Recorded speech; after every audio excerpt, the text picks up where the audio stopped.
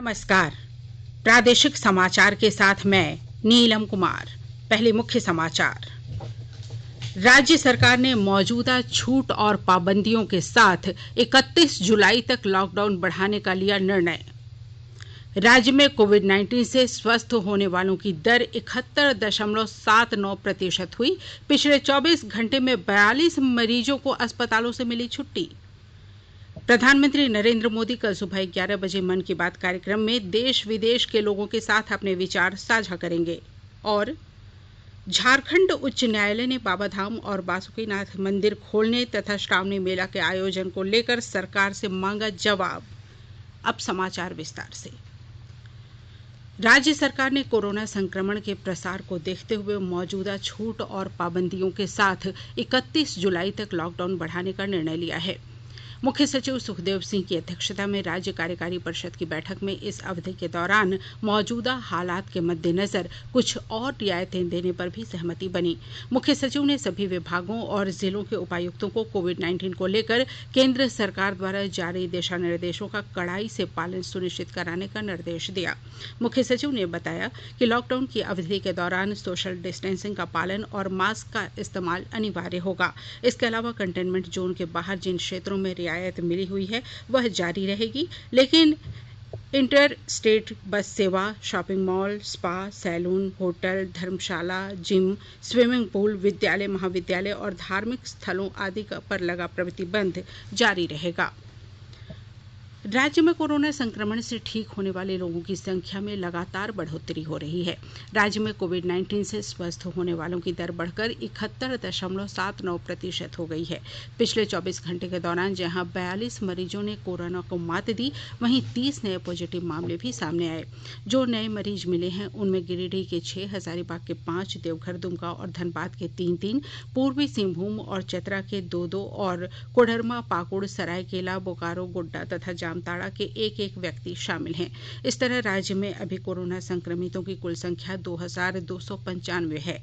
इनमें स्वस्थ होने वाले लोगों की संख्या 1647 है, जबकि सक्रिय मामलों की संख्या 635 है और 12 लोगों की मौत हो चुकी है। स्वास्थ्य और परिवार कल्याण मंत्रालय ने लोगों को सलाह दी है कि वे नोवल कोरोना वायरस से अपने को सुरक्षित रखने के लिए सभी बुनियादी एहतियाती उपायों का पालन करें और सामाजिक दूरी बनाए रखें। एक रिपोर्ट।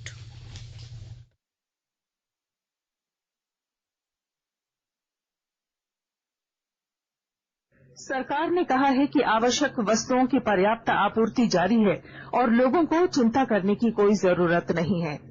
लोगों को सलाह दी जाती है कि वे आवश्यक वस्तुओं और चिकित्सा सामानों की खरीदारी करते समय धैर्य रखें और शांत रहें। आवश्यक वस्तुओं को खरीदने के लिए बार बार बाहर निकलने से बचें। साथ ही लोगों से हाथ मिलाने और गले लगने से भी बचना चाहिए। बाजार, मेडिकल स्टोर और अस्पतालों में लोग कम से कम 1 मीटर की दूरी बनाए रखें। घर पर गैर जरूरी सामाजिक समारोह से बचा जाना चाहिए और घर पर मेहमानों को नहीं बुलाना चाहिए।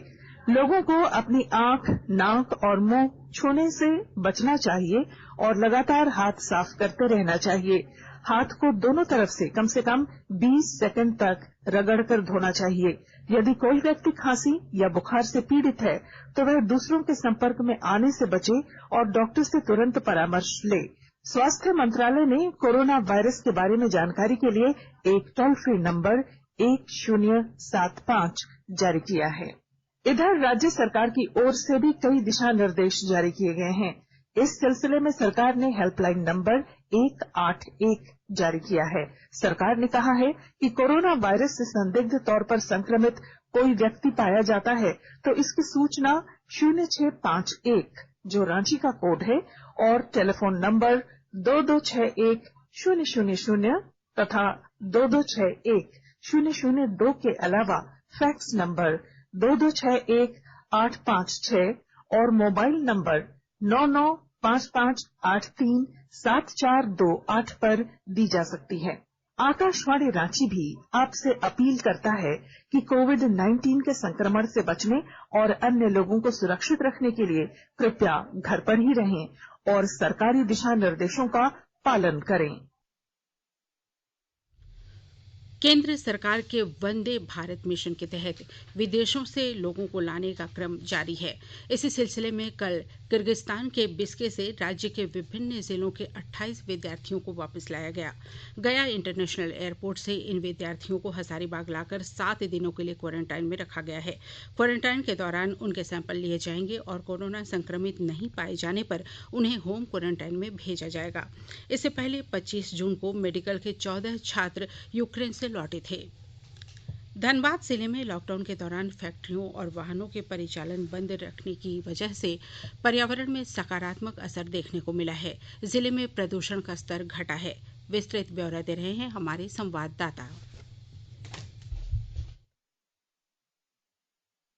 पिछले 3 महीने में लॉकडाउन के दौरान धनबाद कोयलांचल में प्रदूषण के स्तर पर कमी आई है और यहाँ की आबोहवा सेहतमंद हुई है। कोयलांचल के लोग इसे खुद महसूस कर रहे हैं। वातावरण में विजिबिलिटी काफी साफ हो गई है। इसकी मुख्य वजह सड़कों पर अब भी वाहन सामान्य दिनों जैसे नहीं आ रहे हैं। दूसरी यहाँ का मौसम है। इसी वर्ष फरवरी माह में धनबाद में वायु प्रदूषण को लेकर डराने वाले खुलासे सामने आए थे और धनबाद को देश का सबसे प्रदूषित शहर बताया गया था। लेकिन वैश्विक महामारी कोविड-19 से निपटने के लिए देश भर में लगाया गया लॉकडाउन धनबाद की आबोहवा के लिए वरदान साबित हुआ है। अजय कुमार सिन्हा, आकाशवाणी समाचार, धनबाद।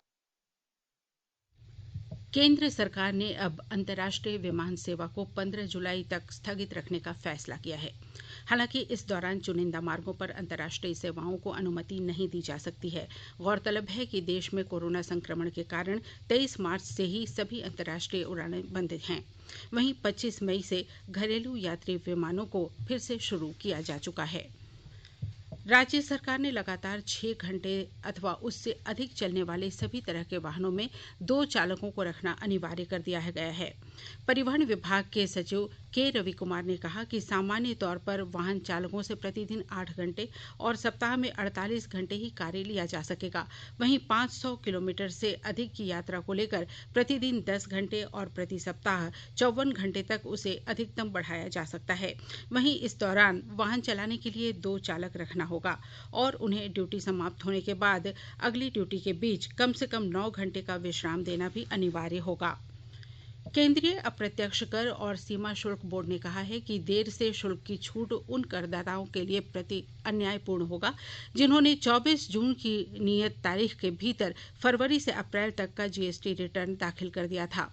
मार्च में घोषित कोविड-19 राहत पैकेज के रूप में करदाताओं के लिए विलंब शुल्क में सशर्त छूट दी गई थी। बोर्ड ने अपने कई ट्वीट में कहा है कि हितधारकों को स्पष्ट कर दिया गया था कि विलंब शुल्क की माफी नियत तारीख तक रिटर्न दाखिल करने की शर्त पर थी। इसके लिए करदाताओं से कहा गया था कि यदि वे फरवरी के लिए अपने रिटर्न 25 जून को दाखिल कर सकते हैं तो उन्हें 31 मार्च से विलंब शुल्क का भुगतान करना होगा। आकाशवाणी के ताजातरीन समाचारों के लिए आप हमारी वेबसाइट newsonair.com पर लॉग ऑन कर सकते हैं। ताजा समाचार ट्विटर @AIR न्यूज अलर्ट्स और Facebook page All India Radio news पर भी उपलब्ध है।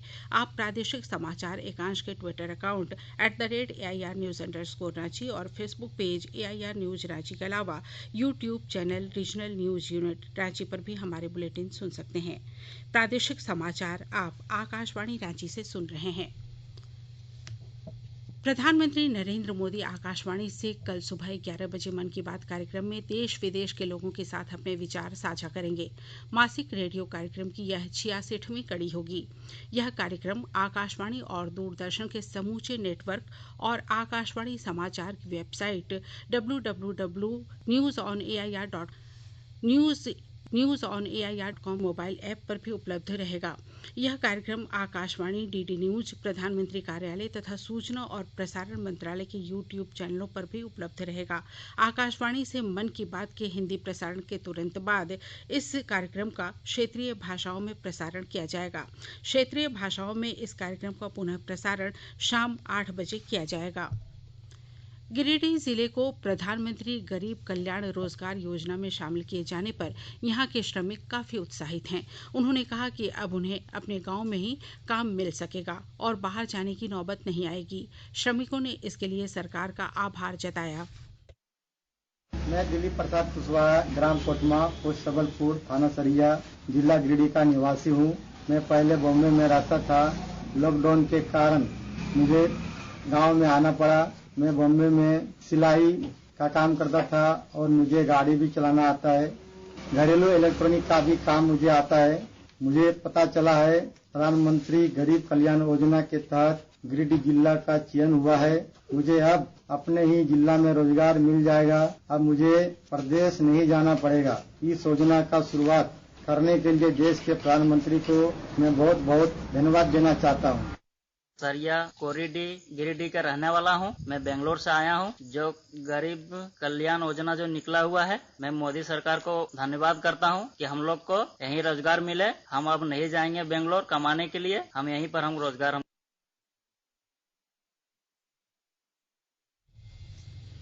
सीबीएसई और आईसीएसई की 10वीं और 12वीं के नतीजे 15 जुलाई तक जारी कर दिए जाएंगे। केंद्रीय शिक्षा बोर्ड ने कल सर्वोच्च न्यायालय में सुनवाई के दौरान यह जानकारी दी। बोर्ड ने परीक्षार्थियों के अंकों के आंतरिक मूल्यांकन की योजना से भी अदालत को अवगत कराया। इसके बाद अदालत ने सीबीएसई को बोर्ड परीक्षाओं को रद्द करने के लिए अधिसूचना जारी करने की इजाजत के साथ इससे संबंधित याचिकाओं को निपटारा कर दिया गया। भाजपा के राज्यसभा सांसद समीर उरांव और भाजपा अनुसूचित जनजाति मोर्चा के प्रदेश अध्यक्ष राम कुमार पाहन के नेतृत्व में एक प्रतिनिधि मंडल ने अमर शहीद सिद्धू कान्हू के वंशज रामेश्वर मुर्मू हत्याकांड के आरोपियों की अब गिरफ्तारी नहीं होने पर पुलिस प्रशासन से रवैये पर सवाल उठाया है। उन्होंने कल साहिबगंज जिले के भोगनाडीह में रामेश्वर मुर्मू के परिजनों से मुलाकात की। उधर दुमका जिले के छात्रों ने इस हत्याकांड के आरोपियों की गिरफ्तारी के साथ पूरे मामले की सीबीआई जांच कराने की मांग की है। बोकारो जिला प्रशासन द्वारा बिरसा हरित क्रांति योजना के तहत लोगों को फलदार वृक्ष लगाने के प्रति जागरूक किया जा रहा है। विस्तृत ब्यौरा दे रहे हैं हमारे संवाददाता। बोकारो जिला प्रशासन राज्य सरकार की महत्वाकांक्षी बिरसा हरित ग्राम योजना के प्रति ग्रामीणों को जागरूक कर रहा है। अधिकारी गांव-गांव जाकर ग्रामीणों को योजना के फायदे के बारे में विस्तार से बता रहे हैं। जिला परियोजना पदाधिकारी रूपेश कुमार तिवारी ने अति नक्सल प्रभावित गोमिया प्रखंड के हुरलोंग पंचायत के ग्रामीणों को फलदार वृक्ष लगाने के लिए प्रेरित किया। श्री तिवारी ने बताया, बिरसा हरित ग्राम योजना के तहत फलदार वृक्ष लगाने का सारा खर्च सरकार वहन करती है। गड्ढा खोदने से लेकर वृक्षों की देखभाल तक का खर्च सरकार उठाती है। वृक्ष लगाने के 3 साल बाद रैयत को कम से कम 50,000 रुपए सालाना आमदनी शुरू हो जाती है। मनोज कुमार, आकाशवाणी समाचार, बोकारो। झारखंड उच्च न्यायालय ने देवघर में श्रावणी मेले को लेकर बाबा बैद्यनाथ मंदिर खोलने और कांवर यात्रा के संबंध में राज्य सरकार से जवाब मांगा है। मुख्य न्यायाधीश डॉक्टर रवि रंजन और न्यायाधीश सुजीत नारायण प्रसाद की अदालत ने सांसद निशिकांत दुबे द्वारा एक जनहित याचिका पर सुनवाई करते हुए सरकार से पूछा है कि कोविड-19 को देखते हुए वर्तमान परिस्थितियों में कांवर यात्रा का आयोजन किया जा सकता है या नहीं। अदालत ने सरकार से यह भी बताने को कहा कि बाबाधाम मंदिर और बासुकीनाथ मंदिर खोलने के लिए कोई योजना बनाई गई अथवा नहीं। अदालत ने इस मामले में बिहार सरकार को भी प्रतिवादी बनाते हुए जवाब दाखिल करने का निर्देश दिया। अदालत ने कहा कि कांवर यात्रा सुल्तानगंज से शुरू होती है, ऐसे में बिहार सरकार भी अपनी योजना से अवगत कराए। इसके अलावा देवघर के उपायुक्त और धर्म रक्षणी सभा को भी 30 जून तक जवाब दाखिल करने को कहा गया है। और अब संक्षिप्त खबरें। प्रधानमंत्री गरीब कल्याण रोजगार योजना के लिए राज्य और जिला स्तर पर समितियों का गठन कर दिया गया है। राज्य स्तरीय समिति के अध्यक्ष मुख्य सचिव होंगे। ये समितियां अभियान के संचालन की मॉनिटरिंग करेंगी। केंद्र सरकार ने समग्र शिक्षा अभियान के लिए राज्य सरकार को 900 करोड़ रुपए की राशि मंजूर की है। यह राशि वित्तीय वर्ष 2020-21 के बजट का हिस्सा है। झारखंड राज्य शक्ति विश्वविद्यालय के कुलपति PRK नायडू बनाए गए हैं। राज्यपाल द्रौपदी मुर्मू की मंजूरी के बाद राजभवन से इस संबंध में अधिसूचना जारी कर दी गई है। चतरा जिले के टंडवा थाना क्षेत्र के लरंगा गांव में करंट लगने से एक बच्ची की जान चली गई, जबकि 2 अन्य झुलस गए। और अब अंत में मुख्य समाचार एक बार फिर। राज्य सरकार ने मौजूदा छूट और पाबंदियों के साथ 31 जुलाई तक लॉकडाउन बढ़ाने का लिया निर्णय। राज्य में कोविड-19 से स्वस्थ होने वालों की दर 71.79% हुई। पिछले 24 घंटे में 42 मरीजों को अस्पताल से मिली छुट्टी। प्रधानमंत्री नरेंद्र मोदी कल सुबह 11 बजे मन की बात कार्यक्रम में देश विदेश के लोगों के साथ अपने विचार साझा करेंगे। और झारखंड उच्च न्यायालय ने बाबाधाम और बासुकीनाथ मंदिर खोलने तथा श्रावणी मेले के आयोजन को लेकर सरकार से मांगा जवाब। इसके साथ ही आकाशवाणी रांची से प्रादेशिक समाचार का ये बुलेटिन समाप्त हुआ। घर में रहिए, सुरक्षित रहिए और सुनते रहिए आकाशवाणी। घर में रहिए, सुरक्षित रहिए और सुनते रहिए आकाशवाणी।